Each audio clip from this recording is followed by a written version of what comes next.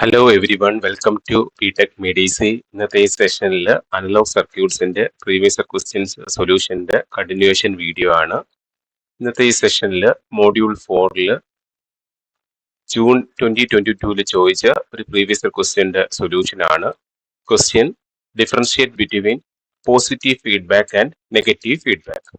അപ്പം പോസിറ്റീവ് ഫീഡ്ബാക്കും negative ഫീഡ്ബാക്കിനെയും differentiate ചെയ്യാനാണ് ചോദിച്ചിട്ടുള്ളത്. അപ്പൊ നമുക്കറിയാം പോസിറ്റീവ് ഫീഡ്ബാക്ക് എന്ന് വെച്ച് കഴിഞ്ഞാൽ ഒരു റീജനറേറ്റീവ് ഫീഡ്ബാക്ക് ആണ്. അതുപോലെ നെഗറ്റീവ് ഫീഡ്ബാക്ക് എന്ന് വെച്ച് കഴിഞ്ഞാൽ degenerative. Negative means degenerative, positive means regenerative. ഈ സെക്കൻഡ് വരയ്ക്കേണ്ടതെന്ന് വെച്ച് കഴിഞ്ഞാൽ ഫീഡ്ബാക്കിന്റെ രണ്ടിന്റെ ബ്ലോക്ക് ഡയഗ്രം ഉണ്ട്, അതൊന്ന് വരയ്ക്കുക. അപ്പൊ അതിനകത്ത് വരുന്നതെന്ന് വെച്ച് കഴിഞ്ഞാൽ ഈ GS ഫോർവേഡ് ട്രാൻസ്ഫർ ഫംഗ്ഷൻ, അതുപോലെ HS എന്ന് പറയുന്നത് ഫീഡ്ബാക്ക്, ഫീഡ്ബാക്ക്. ഇത് നമ്മളെ ആംപ്ലിഫയർ സെക്ഷൻ ആയിരിക്കും. ദെൻ ഇവിടെ ഒരു കമ്പറേറ്റർ ഉണ്ട്. ഇവിടെ പോസിറ്റീവ് ഫീഡ്ബാക്ക് ആണെങ്കിൽ ഇവിടെ വരുന്നത് പ്ലസ് സൈൻ ആയിരിക്കും. അതുപോലെ നെഗറ്റീവ് ഫീഡ്ബാക്ക് വരുമ്പോഴത്തേക്ക് ഇവിടെ നെഗറ്റീവ് സൈൻ ആയിരിക്കും വരുന്നത്. ബാക്കിയെല്ലാം സെയിം ആണ്. RS എന്ന് വെച്ചാൽ ഇൻപുട്ട് ആണ്, CS ഔട്ട്പുട്ട് ആണ്. GS HS എന്ന് പറയുമ്പോഴത്തേക്ക് എന്തെങ്കിലും ഒരു ഫീഡ്ബാക്ക് ഫാക്ടർ ആയിരിക്കും വരുന്നത്. അത് നെഗറ്റീവ് ഫീഡ്ബാക്കിന്റെ കേസിൽ it is degenerative in nature. ഇനി ഇതിന്റെ ട്രാൻസ്ഫർ ഫംഗ്ഷൻ എന്ന് വെച്ച് കഴിഞ്ഞാൽ ഫോർ പോസിറ്റീവ് ഫീഡ്ബാക്ക് GS, ഈ ഫംഗ്ഷൻ G(s) ഡിവൈഡഡ് ബൈ 1, ഇവിടുത്തെ സൈനിന്റെ ഓപ്പോസിറ്റ് സൈൻ. ഇപ്പൊ പ്ലസ് ആയതുകൊണ്ട് ഇവിടെ മൈനസ് വരും. പിന്നെ GSന്റെയും HSന്റെയും പ്രൊഡക്റ്റ് ആയിട്ട് വരും, GS HS. ഇതാണ് ഒരു പോസിറ്റീവ് ഫീഡ്ബാക്കിന്റെ ട്രാൻസ്ഫർ ഫംഗ്ഷൻ വരുന്നത്. ഈ forward transfer function GS divided by 1, positive ആയതുകൊണ്ട് minus product of GS and HS. അപ്പം നെഗറ്റീവ് ഫീഡ്ബാക്കിന്റെ കേസിൽ എന്ത് വരും? Transfer function is equal to forward transfer function GS divided by 1, ഇതിന്റെ ഓപ്പോസിറ്റ് സൈൻ, അപ്പോൾ പ്ലസ് വരും. ഇനി product of GS and HS, GS HS. ഇതാണ് ഒരു നെഗറ്റീവ് ഫീഡ്ബാക്കിന്റെ കേസിൽ ട്രാൻസ്ഫർ ഫംഗ്ഷൻ വരുന്നത്. അപ്പോൾ ഇത്രയേ ഉള്ളൂ, ഈ ഡിഫറൻസ് മാത്രമേ ഉള്ളൂ. പോസിറ്റീവ് ആയതുകൊണ്ട് അത് റീജനറേറ്റീവ് ആണ്. അപ്പോൾ അതിന്റെ ഡിനോമിനേറ്ററിൽ നെഗറ്റീവ് സൈൻ വരും. നെഗറ്റീവ് ആകുമ്പോഴത്തേക്ക് അത് ഡീജനറേറ്റീവ് ആണ്, അപ്പോൾ അവിടെ പോസിറ്റീവ് വരും. നമുക്ക് ഇപ്പോൾ ഇത് ട്രാൻസ്ഫർ ഫംഗ്ഷൻ ആണ്. അപ്പോൾ ഇവിടെ ഗെയിൻ, ഇപ്പോൾ ഈ HS മിക്കവാറും ബീറ്റ ഫാക്ടർ ഗെയിൻ ആയിരിക്കും വരുന്നത്.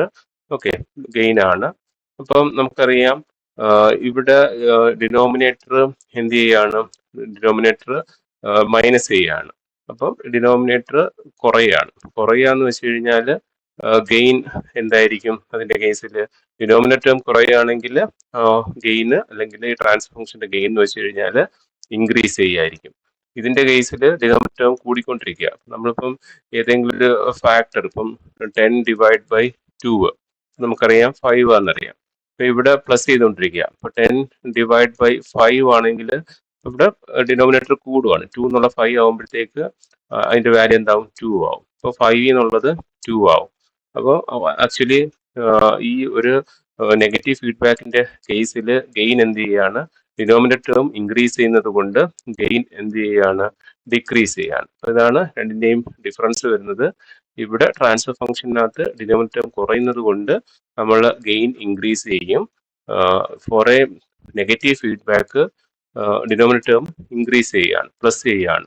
So its gain will decrease. ഇനി നെക്സ്റ്റ് വരുന്നത് സ്റ്റെബിലിറ്റി ആണ്. അപ്പം ഗെയിൻ ഇൻക്രീസ് ചെയ്യുന്നത് കൊണ്ട് തന്നെ system stability for positive feedback decrease ചെയ്യും. ഇതിന്റെ കേസിൽ അതിന്റെ ഇൻവേഴ്സ് ആയിരിക്കും വരുന്നത്, സ്റ്റെബിലിറ്റി ഇൻക്രീസ് ചെയ്യും. ഓക്കെ, അപ്പം ഒരു 3 മാർക്സിന് ചോദിച്ചിട്ടുള്ള പ്രോബ്ലം ആണ്. മിനിമം ഇത്രയും പോയിന്റ്സ് എങ്കിലും എഴുതുക. അപ്പൊ അതില് ഈ ബ്ലോക്ക് ഡയഗ്രാം, ട്രാൻസ്ഫർ ഫംഗ്ഷൻ, പിന്നെ ഗെയിന്റെ കാര്യവും സ്റ്റെബിലിറ്റിയുടെ കാര്യവും മെൻഷൻ ചെയ്യാം. ഇത് കുറെ പ്രാവശ്യം ചോദിച്ചിട്ടുള്ള ഒരു ക്വസ്റ്റ്യൻ ആണ്. മോഡ്യൂൾ 4 നിന്ന് ചോദിച്ചിട്ടുള്ള ഒരു ക്വസ്റ്റ്യൻ ആണ്. മോർ സൊല്യൂഷൻ വീഡിയോസ് ആയിട്ട് വരാം. നമ്മളുടെ ചാനലിൽ അനലോഗ് സർക്യൂട്ട്സിന്റെ എക്സാം ഓറിയന്റഡ് വീഡിയോസ് അപ്ലോഡ് ആണ്. അതിന്റെ ലിങ്ക് ഞാൻ ഈ ഡിസ്ക്രിപ്ഷൻ ബോക്സിൽ വെച്ചിരിക്കാം. അതുപോലെ സ്റ്റഡി മെറ്റീരിയൽസ് www.btechmedec.com എന്നുള്ള വെബ്സൈറ്റിലും അവൈലബിൾ ആണ്. www.btechmedc.com. ജസ്റ്റ് ഗൂഗിൾ എടുക്കുക, ഇതിനകത്ത് btechmedc.com എന്ന് സെർച്ച് ചെയ്യുക. അപ്പോൾ ഇവിടെ മോറിനകത്ത് നമുക്ക് അനലോഗ് സർക്യൂട്ട്സ് എടുക്കാം. അനലോഗ് സർക്യൂട്ട്സിൻ്റെ നമ്മൾ KTU 2019 സ്കീമിൻ്റെ സിലബസ്, അതുപോലെ മോഡ്യൂൾ വൈസ് യൂട്യൂബ് വീഡിയോസിൻ്റെ ലിങ്ക് ഇതിൽ പ്രൊവൈഡ് ആണ്. PPT മെറ്റീരിയൽസ് ഷെയർ ചെയ്തിട്ടുണ്ട്.